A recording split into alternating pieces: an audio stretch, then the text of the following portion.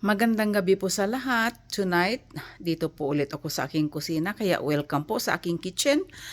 Ngayong gabi ako po ay gagawa ng canned salmons. Tama po, magkakaning po ako ng salmon at uumpisahan ko po sa pamamagitan ng pag-prepare ng aking mga ingredients.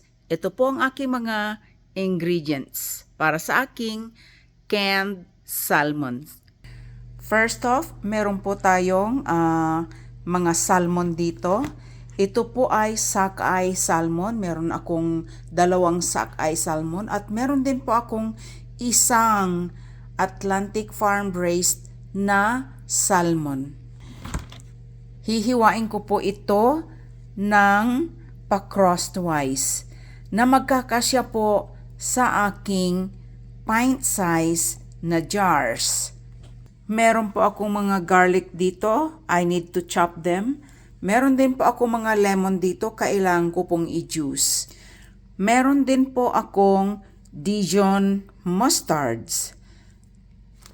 At ang isa sa ingredients ko requires seasoning ng herbs katulad nitong parsley. Wala po akong dried parsley. However, meron po akong frozen na parsley from fresh. So, fresh frozen parsley po ito. Hinihintay ko lang na ito ay mag-defrost na. At syempre po, meron din akong salt. At syempre, ang ground black pepper. At meron din po akong olive oil na gagamitin para i-mix ang lahat ng ating ingredients.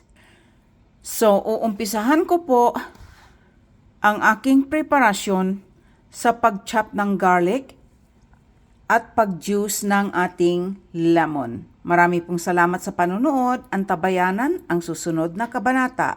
Bye po!